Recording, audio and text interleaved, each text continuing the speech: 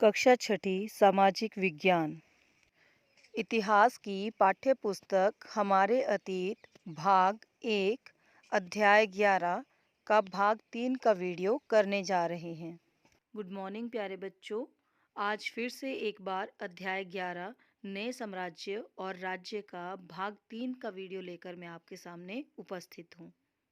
अपने इस अध्याय में हमने समुद्रगुप्त, हर्षवर्धन, पल्लव, चालुक्य तथा पुलकेशिन द्वितीय के बारे में जाना कि किस तरह से इन लोगों के द्वारा जो था वो प्रशासन चलाया जाता था, और इनके बारे में जो प्रशस्तियाँ प्राप्त हुई हैं उनके बारे में भी जानकारी प्राप्त की।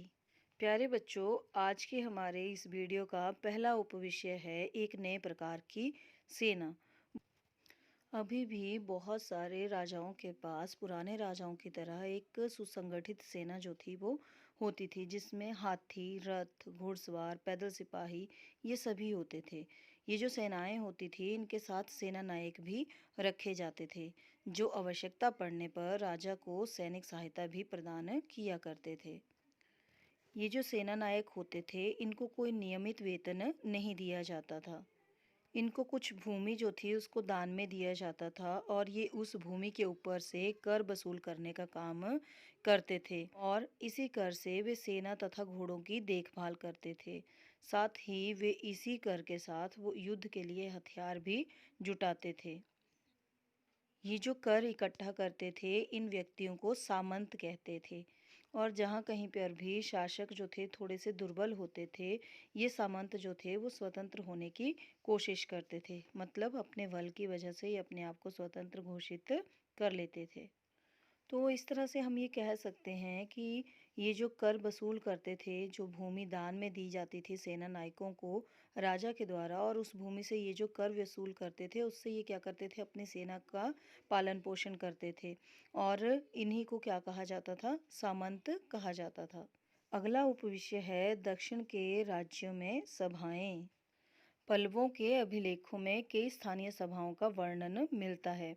इसमें जो एक मुख्य सभा का वर्णन मिला है वो है ब्राह्मण भूस्वामियों का संगठन, जिसे सभा कहा जाता था। ये जितनी भी सभाएं होती थी ये उप समितियों के जरिए सिंचाई, खेतीबाड़ी से जुड़े विभिन्न काम, सड़क निर्माण, स्थानीय मंदिरों की देखभाल आदि का काम करती थी। जिन इलाकों में भूस्वामी ब्राह्मण नहीं थे वहाँ उर नामक ग्राम सभा होने की बात कही गई है।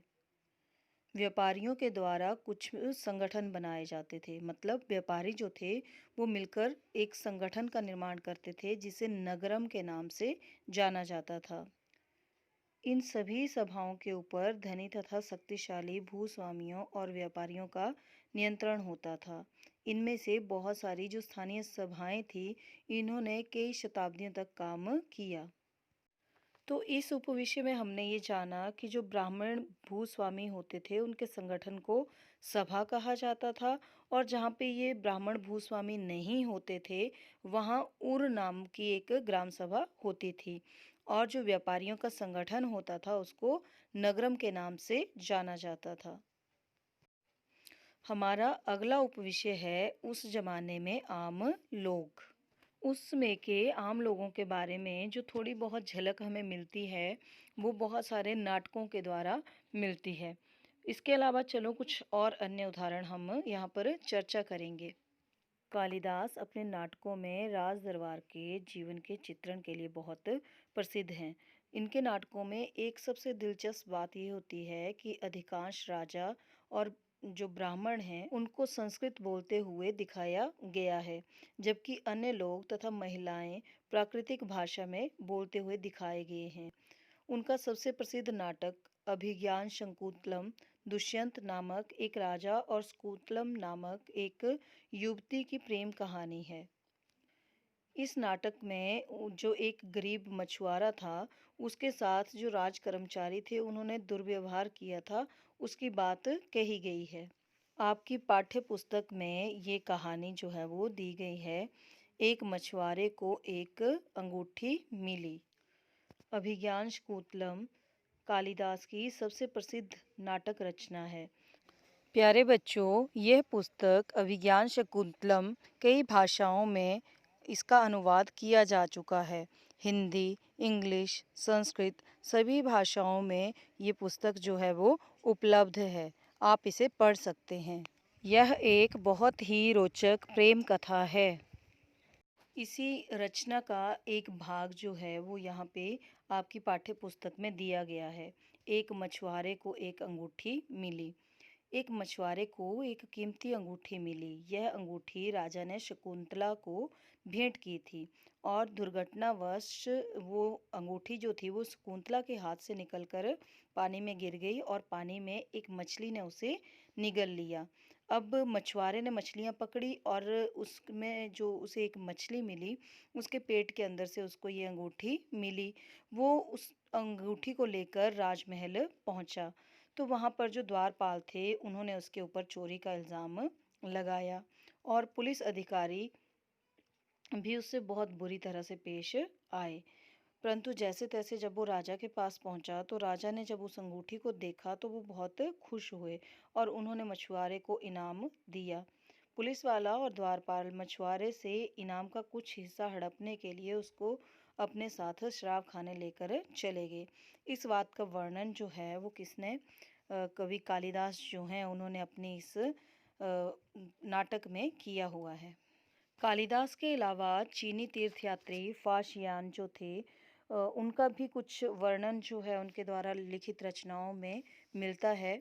और उन्होंने क्या किया था कि जो ऊंचे और शक्तिशाली लोग जो थे वो छोटे लोगों के साथ किस तरह का व्यवहार करते थे, छोटे लोगों को वो अछूत मानते थे, उन छोटे लोगों की दुर्गति के ऊपर भी फाशियान का ध्यान जो है वो गया है और उन्होंने अपनी रचनाओं में इसके बारे में वर्णन किया है। ये जो अछूत लोग थे इनको शहर के बाहर रहना पड़ता था और जो फाशियान है उन्होंने लिखा है कि अगर इन लोगों को शहर या बाजार के भीतर आना होता था तो सभी को आगाह करने के लिए ये क्या करते थे, लकड़ी के टुकड़ों पर चोट करते रहते थे ताकि ये आवाज़ सुनकर लोग सतर्क हो जाएं और अपने आप को किसी के द्वारा छुए जाने से या किसी के संपर्क में आने से बच सकें। तो कितनी बुरी दशा जो है वो छोटे लोगों की उन्होंने अपनी इस रचनाओं में दिखाई है। कालिदास, फाशियन की तरह बाणभट्ट जो थे उन्होंने भी अपनी रचनाओं में वर्णन किया है। बाणभट्ट के द्वारा एक अभियान पर निकली राजा की जो बड़ी सेना थी उसका सजीव चित्रण जो है वो किया गया है। आपकी पाठ्य पुस्तक में इसका एक अंश दिया गया है, राजा की सेना। प्यारे बच्चों, राजा जब भी यात्रा पर निकलते थे तो वो बड़ी मात्रा में साजो सामान लेकर निकलते थे। इनमें हथियारों के अतिरिक्त रोज़मर्रा के उपयोग में आने वाली चीज़ें जैसे बर्तन, खाने पीने का सामान, बकरी, हिरण, खरगोश, सब्जियां, मसाले आदि विभिन्न प्रकार की चीज़ें लेकर जाया करते थे। ये सारी वस्तुएं जो ठेला गाड़ियां होती थी, ऊंट होते थे, हाथी होते थे, इन जानवरों की पीठों पर लादकर ले जाई जाती थी। और इस विशाल सेना के साथ साथ संगीतकार, नगाड़े, बिगुल तथा तुरही बजाने वाले जो लोग थे वो चलते थे। रास्ते में जितने भी गांव पड़ते थे उन गांव के लोगों के द्वारा राजा का सत्कार जो था वो किया जाता था। वे दही, गुड़ तथा फूलों का उपहार दिया करते थे और जितने भी इनके पास जानवर होते थे उनको भी वे चारा दिया करते थे। वे राजा से भी मिला करते थे तथा राजा को कोई अपनी शिकायत या अनुरोध करना होता था तो उसको भी राजा के समक्ष रखते थे। ये सेनाएं अपने पीछे विनाश और विध्वंस के निशाने छोड़ जाती थी। जिस स्थान से ये सेनाएं गुजरती थी वहां पर ये अक्सर गांव वालों की जो झोपड़ियां थी हाथियों के द्वारा कुचल दी जाती थी। और व्यापारी जो थे जब यहाँ से गुजरते थे इनके काफिले तो जो खेतों में जुते हुए बैल होते थे वो इस हलचल भरे माहौल से डरकर खेतों से भाग जाते थे। बाणभट्ट ने लिखा है कि पूरी दुनिया धूल की गर्त में डूब जाती थी। तो प्यारे बच्चों, ये था हमारा अध्याय 11। यहाँ पे हमारा ये अध्याय जो है वो समाप्त हुआ। प्यारे बच्चों, घर पर रहें, सुरक्षित रहें तथा कोरोना से अपना बचाव करें। बहुत अधिक आवश्यक होने पर ही घर से बाहर जाएं, अन्यथा घर पर ही रहें। धन्यवाद।